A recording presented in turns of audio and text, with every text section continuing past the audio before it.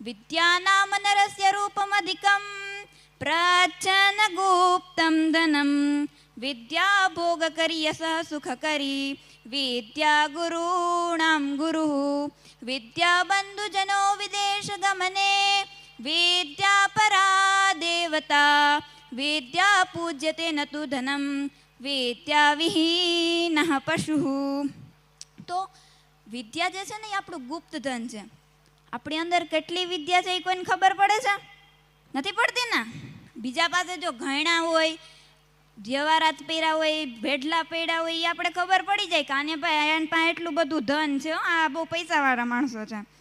પણ શું સામેવાળા વ્યક્તિ પાસે કેટલું એની પાસે જ્ઞાન છે એ આપણે ખબર પડે? નથી પડતી. એટલે જે આપણું જ્ઞાન છે એ ગુપ્ત ધન છે. અને જે આ જ્ઞાન છે એ દેવતાઓ પણ જ્ઞાનને પૂજે છે એમ. અને આ આપણું જ્ઞાન બધી જગ્યાએ કામ આવે. તમે વિદેશ ફરવા જાઓ કે આ ગુજરાતની બાયણે ફરવા જાઓ, બીજી ભાષા આવી જાય, હિન્દી આવી જાય, મહારાષ્ટ્રમાં જાઓ તો મરાઠી આવી જાય. તો જ્ઞાન હોવું બહુ જરૂરી છે. અને આપણામાં જો જ્ઞાન નહીં હોય ને તો આપણે પશુની ભાંતિ છીએ. કેમ ભાઈ, આપણામાં ને પશુમાં એ જ ફરક છે. આપણી પાસે જ્ઞાન છે, ભક્તિ કરી શકે, એ પશુ બિચારા કંઈ કરી શકે? નથી કરી શકતા. તો જ્ઞાન હોવું બહુ જરૂરી છે. તો હવે આ જ્ઞાન શું કોઈ લઈ શકે આપણી પાસેથી?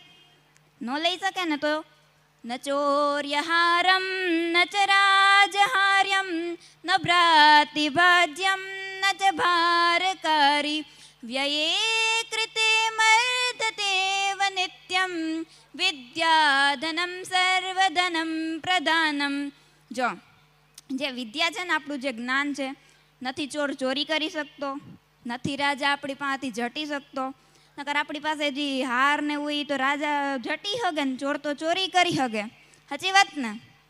તો પછી તો જ્ઞાન આપણું કોઈ ઝટી નથી શકતું, કોઈ ચોરી નથી કરી શકતું. અને જો આપણી પાસે સંપત્તિ હોય, જમીન હોય 50 વીઘા 100 વીઘા, તો એ બે ભાઈ હોય તો બેમાં ભાગલા પડે ને, બેના ભાગે પડી જાય જમીનના. પણ આપણું જે જ્ઞાન છે એના ભાગ પડે નહીં. જે જ્ઞાન આપણું છે એ આપણી પાસે જ રહે, ભાગ નથી પડતો એનો. અને આપણે કેટલું પણ જ્ઞાન આપણે અંદર લેતા રહીએ, પણ આપણે ભાર થાય ક્યારે જ્ઞાનનો? આપણી વિદ્યાનો ક્યારે જ્ઞાન આપણે ભાર થાય છે? નથી થતો. તો ભક્તિ કરાય તો ગીતા વાંચવી એ બહુ જરૂરી છે. આપણે ગીતા વાંચીએ, પણ આમ જો સાંભળો, એક ભાઈએ રામાયણ 13 વખત વાંચી, 13 વાર. તે એક જગ્યાએ કથા સાંભળવા ગયા. તે ત્યાં જઈને કે સાધુ મહારાજ હતા, સંત હતા, મહાત્મા હતા, એને કે મેં 13 વાર રામાયણ સાંભળી. તો એ કે અરે વાહ, તમે તો બહુ વિદ્વાન કહેવાય, 13 વાર રામાયણ વાંચી, બહુ સારું કહેવાય. તો એ કે ઓલા જે ભાઈ હતા એ કે અમારા ઘરે ચા પાણી પીવા હાલો, અહીં બાજુમાં જ છે. તો એ સંત મહાત્મા કે હાલો આવું. તેને ઘરે ગયા તી કે તમે અહીં સીધેથી જાઓ, હું આમ ફરીને આવું. તો એ કે કાં ભાઈ, તું કેમ અહીંથી નહીં આવે? તો એ કે ના, મારે અહીંથી નથી આવવું, તમે આમ સીધા જાઓ, હું આવું. એ સંત મહાત્મા કે હું ડાયરેક્ટ ઘરે વયો જાય એટલે હું મને ગાડી મૂકીએ. અત્યારે આમ કોઈ આપણા ઘરે આવી જાય તો આપણે એમ હાજીએ ને કે હું કરવા આવ્યા છે ભાઈ આ. તો એ કે ના, તું મારે ભેગું આવી. કે ના, હું નહીં આવી. કે તારે કઈ વસ્તુ લેવી છે તો હાલ હું તારે ભેગું એમ ફરીને આવું.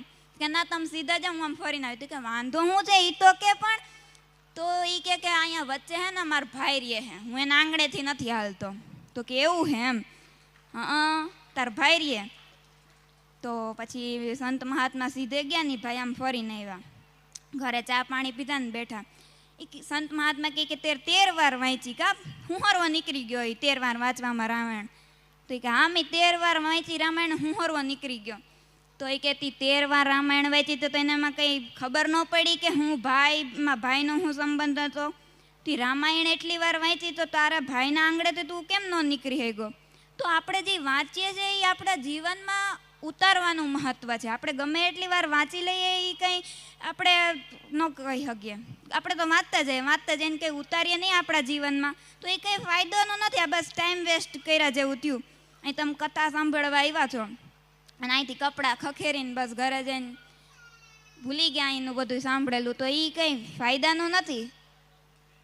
અહીંયા જ ઘરે જઈને અહીંથી ચિંતન કરો, મનન કરો કે અમારી ભૂલ શું છે, અમે શું ભૂલ કરીએ છીએ, ભાગવતમાં શું કહે છે, અને ભક્તિ કરતા રહ્યો, ભગવાન તો મળી જ જાય. નમસ્કાર, ધન્યવાદ. જય શ્રી કૃષ્ણ. રાધે રાધે.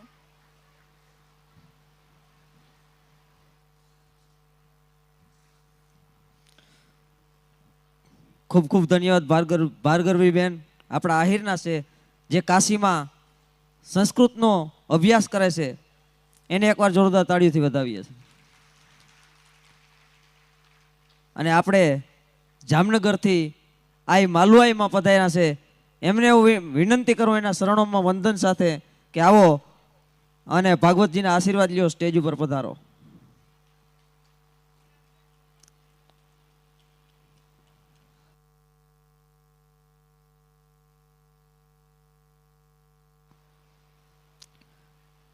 બોલીએ દ્વારિકાધીશ કી.